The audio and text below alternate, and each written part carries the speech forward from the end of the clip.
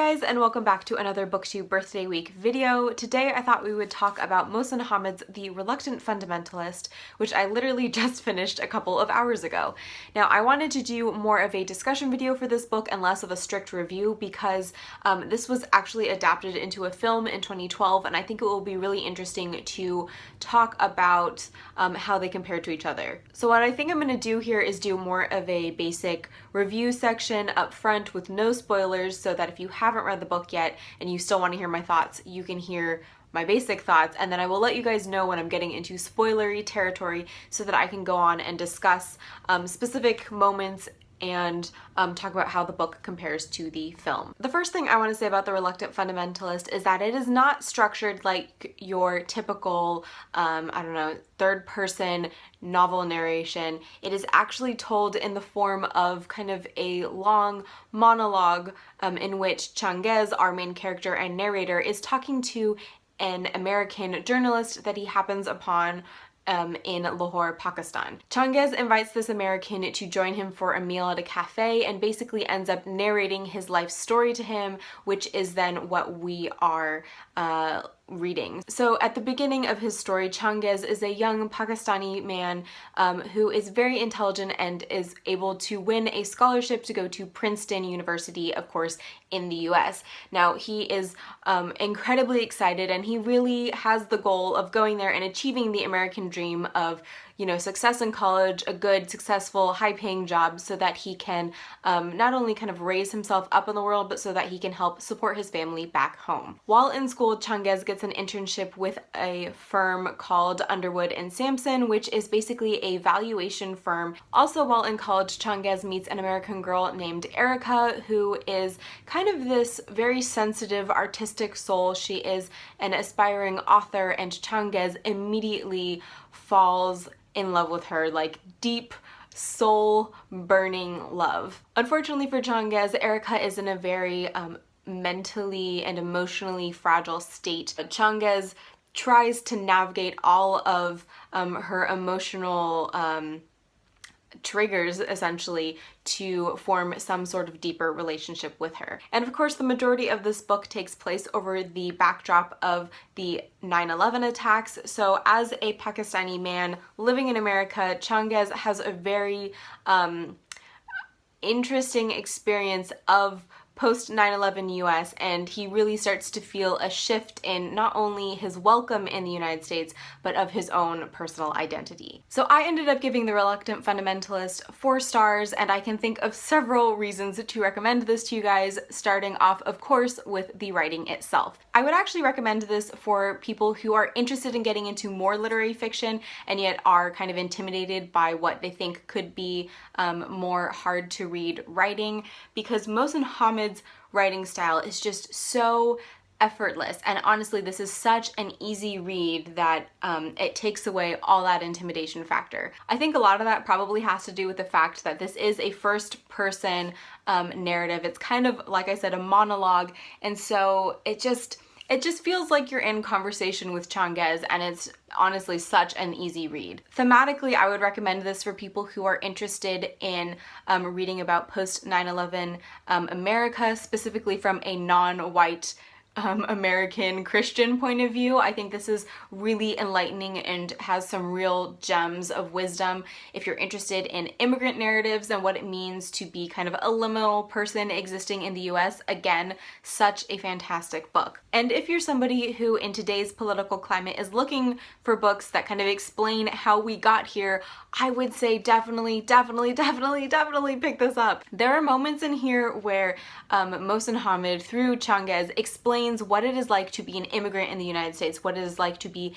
a South Asian immigrant in particular, and you just, I don't know, for me at least, it was kind of this big awakening moment of, yeah, that's how we got here. So to get into more of a discussion and some more spoilery thoughts, first I want to give you guys just some stats on the film really quick. So the film, like I said, was released in 2012, and it was directed by Mira Nair, and it was written by Mohsin Hamid in conjunction with Ami Bogani. I think it's really interesting to look at this film adaptation in particular because it is actually so very different than the book The Reluctant Fundamentalist, and yet Mohsin Hamid was very involved in the screenwriting process. I think kind of the most obvious difference between the book and the film is that the film is very much structured like a thriller, and I think that it feels far more suspenseful. Technically, I think you could consider the book kind of a psychological thriller because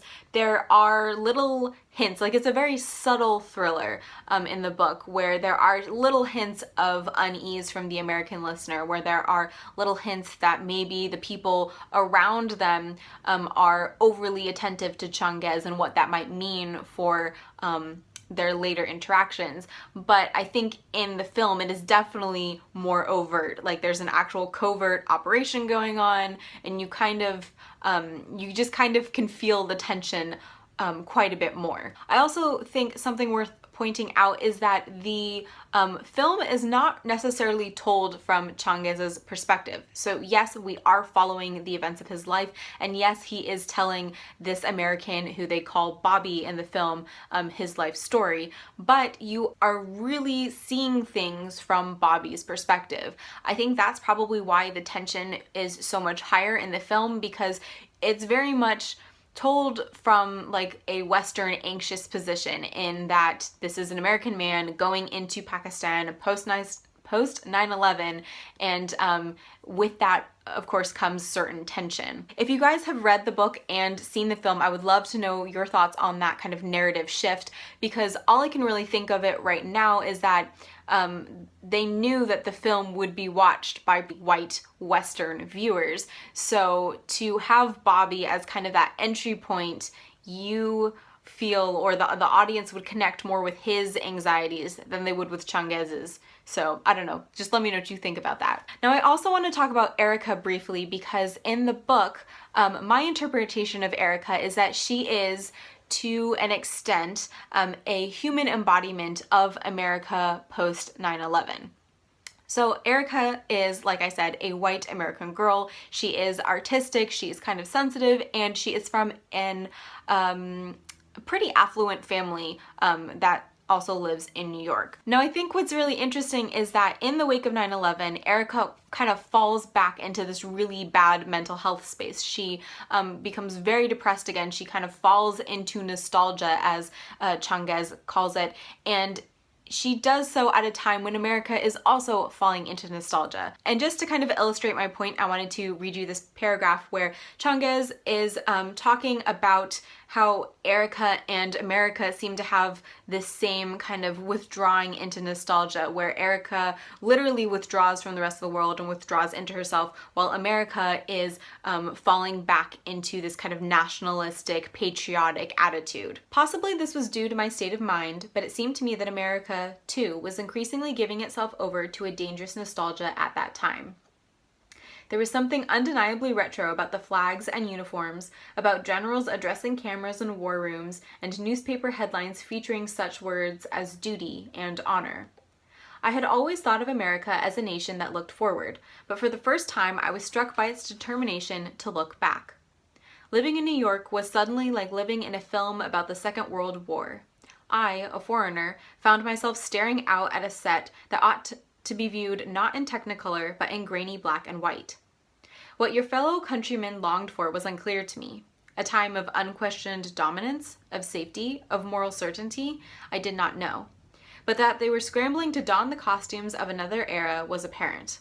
I felt treacherous for wondering whether that era was fictitious, or whether, if it could indeed be animated, it contained a part written for someone like me. So I do think it's quite easy to draw a parallel between Erica and the United States, and I think that you can also see that Changes is really having the same interactions with both of them. For example, with Erica, Changes has this real love and this real longing for her, and yet he's never really sure where he stands with her. He's never sure if he will ever have a true place in Erica's life. Likewise, when it comes to the United States, by all appearances, Changes is living the American dream. He came to school, he got a great job, he is able to have enough money to send back to his family, but again, he's not sure if the America that he's seeing come alive before his eyes is a place where he belongs. Now, this is really subtly and very beautifully crafted throughout the course of the novel, and yet in the film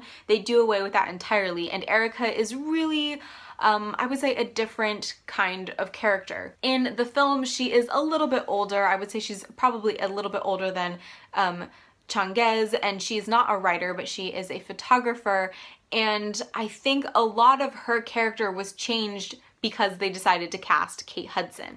Now, don't get me wrong, I don't think Kate Hudson is a bad actress. I don't think that she did a bad job in the role that they wrote for her, but I think it would have been really interesting to see them cast a younger Erica who then could have been more true to the Erica in the book. Now, because Erica in the film is not a writer, she is a photographer, rather than Changes getting to read her manuscript at the end, Changes goes to her gallery opening to see her exhibit and is kind of horrified to find in the film that she has created this this exhibit that exoticizes him, and she calls it like, I slept with a Pakistani prince, and he feels like this hipster status symbol. Now, honestly, I've watched the film twice now, and I'm still not sure what to make of that change, of that specific exoticizing exhibit that Erica puts together, because it's so very different than the Erica in the book. But the only thing I can really think of is that, again, they knew that it was going to be to a predominantly white American or white Western audience that they were showing this film, and that they were hoping to confront those Western viewers' own tendencies to exoticize Eastern cultures and Eastern people. And yeah, I don't know, what do you guys think of that? So that's basically what I wanted to talk about in regards to the book and the film. I do think the film is actually incredibly beautiful, but I just think that if you're gonna watch the film and read the book, it's probably good to think of them as two completely separate entities. So again, if you guys have any thoughts on the book or the film, or both, or would like to comment on something that I have said in this video, please feel free to do so down in the comments below. But otherwise, that is all I have for today's video. So thank you so much for watching. Stay tuned for another video tomorrow, and hopefully I will see you then. Bye!